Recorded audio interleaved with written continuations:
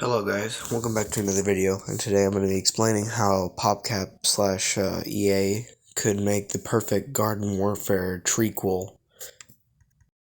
The first thing I think we get started with is kind of online play. The first thing we get started with is the maps. Now my favorite online game mode is Turf Takeover, and it's been that way for a long time, so I think we could talk about what kind of maps we could see and things like that. I think it'd be good if PopCap used some of the older Garden Warfare maps, so you could bring back some nostalgia, because I know people really like some of the older things and stuff. I think they could bring back a couple of the original Garden Warfare maps. I think a couple of the favorited ones are, like Driftwood Shores and Main Street. I'm a big fan of Dave's Manor and the golf course one. I just can't remember what it's called though. They could also use some of the Garden Warfare 2 maps, such as Zomburbia and Moonbase Z. Those are also a couple that I enjoyed a lot. And I know not very many people like Battle for Neighborville, but they could keep a couple of those maps and stuff like that too. My favorite plant defense one, where the zombies have to take over the plant space, and Battle for Neighborville, is Preserved Pastures. I really like that one a lot. It's just very detailed and concentrated on, the plant life and, what Dave's work is about. And I enjoyed that one quite a bit. And for zombie defense, my favorite map is Gooby Goalie. That's a really good one. I enjoy this map a lot because it just has really cool music, and it's pretty detailed. Like, it's a combination between like a deserted desert and a Wild West town and a mine and, the cheese factory and whatnot. And it's just a very, well designed place, and it's just overall a good map to play on. Getting to the main point, it would be a good idea if they used some of the older maps just to associate some of the other ones. And yes, it would be a good idea to create some new ones. Like, I don't know, for example, some sort of Egyptian-like map or Jurassic map or something, kind of based off of something from Plants vs. Zombies 2. Now, I know in Garden Warfare 2, they did associate things like that in the Seeds of Time map, but I'm thinking more like a map that concentrates on the specific era or something, because, like, the third game could be based off of, like, a lot of time travel, because I know the second game is kind of a little bit about time travel, but it doesn't really show it a whole lot. It's just the one map. And I think it would be really cool if they showed that kind of thing as well. In-game modes like Suburbanation, Gnome Bomb, and, the one where each team has to reach 50 kills before, I can't remember what it's called. They do have, like, separate maps for that, but they're just based off of the different timelines from Seeds of Time, and, they're not a whole lot original, and I think it would just be good if they did that kind of thing. Something they should keep from Battle for Neighborville is the Thunderdome. Now, I really, really liked the Thunderdome idea. It was a lot of fun, and I think other people enjoyed it a lot too, and I think they could move that into, like, the next Garden Warfare game and work out pretty well. There was another game mode, not from Battle for Neighborville, but from Garden Warfare 2, and it was a Battle Royale, and I also enjoyed that one a lot too. It was just a very interesting concept, and I think they could do those as well. I like the idea of the weekly game modes. It was very creative, and the fact that they had their own special thing each week, and it was a good idea. Another thing that I didn't mention about online mode that doesn't have to do with maps is possibly cross compatibility, because about every console you can buy, like Xbox, PlayStation, Switch, and I don't think PC is a console, it's more just like, a computer, but, they all have the Plants vs. Zombies games, except for Switch. It only has Battle for Neighborville. But if they associated all the games together, then you could sign in with a Microsoft account and become cross compatible, and that could probably work out and make people, play with their friends a lot more. That's really about all I have to say about online mode, and I think we're going to move on to the next topic.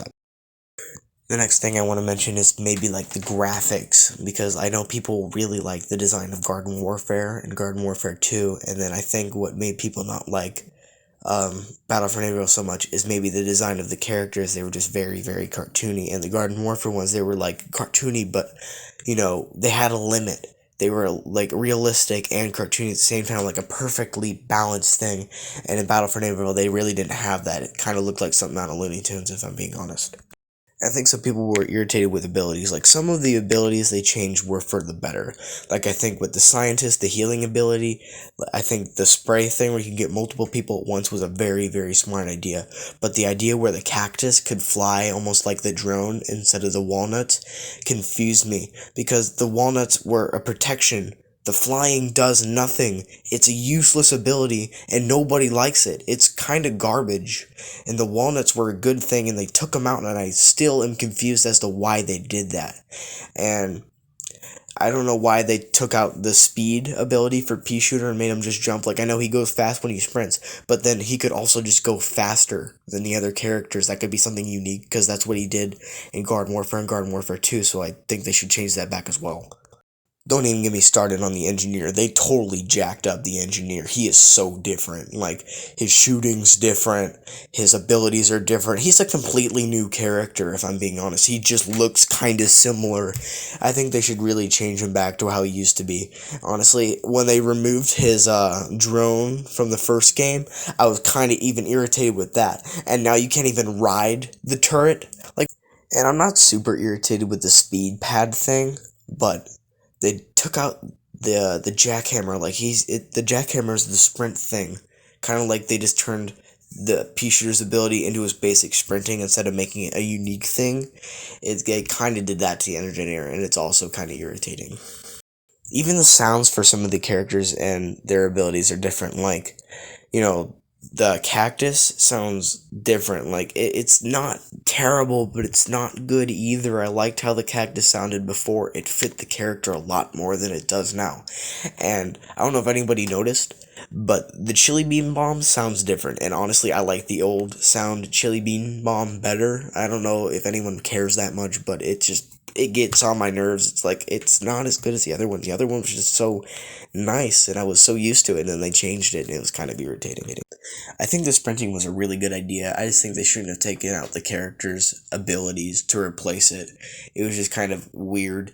And, like, just make the character go faster when he sprints. It could be a unique thing. It got on my nerves a little bit, but I do think the sprinting is a very good idea. They just need to fix the whole getting rid of certain abilities to put in sprinting.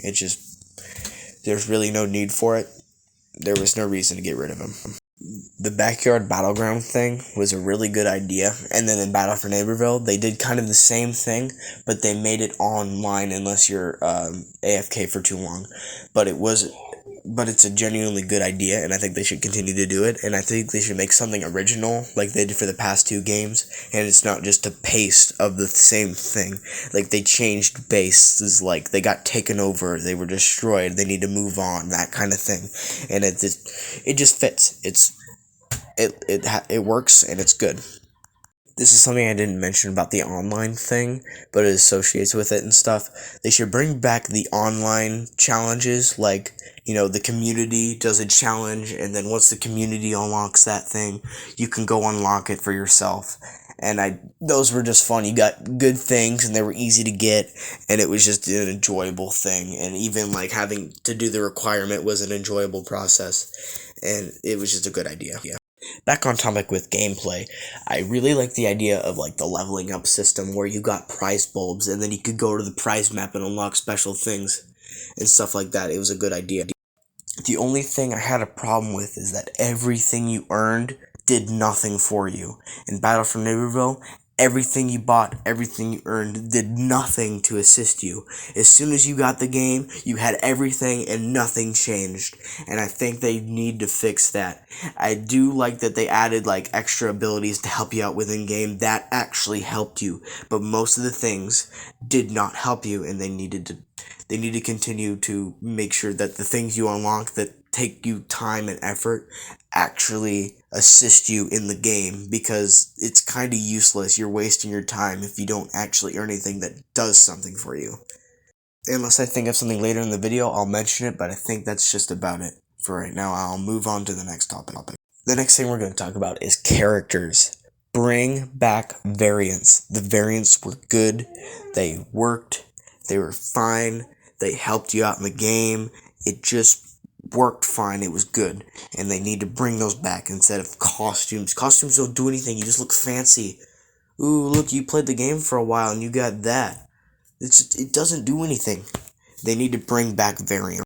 Like, could you imagine how cool playing a cold Snapdragon from Plants vs Zombies 2 in a Garden Warfare game would be? That would be super cool. Or like some sort of toxic or hypnotizing nightcap sort of thing. Or like, the variant for Acorn could be like Torchwood. Like if there's a fire variant, it could be Torchwood. The toxic one could look like the toxic costume from Garden Warfare 2. And like you could switch back and forth between like Torchwood and like uh Oak. It would work. The only issue I might have with having variants for the newer characters is that they might have to change some of the abilities because of the fact that they were supposed to fit the character because they didn't have variants. But, having a variant of a character is better than not having a variant of a character and having the same abilities over and over again. And they should keep the same 6 guys they added in Battle for Neighborville. And they should also, they added 9 guys. And they should keep the wizard, and then I think the 2 like bot-like characters that you could earn were actually really good, and it was a cool idea. And I think it would be okay if they didn't have variants because they're just an overly overpowered character. Adding on to new characters, me and my buddy from Reddit came up with some new ideas that could be a possibility in the future. And here I'll just let you take a look at it for a little bit.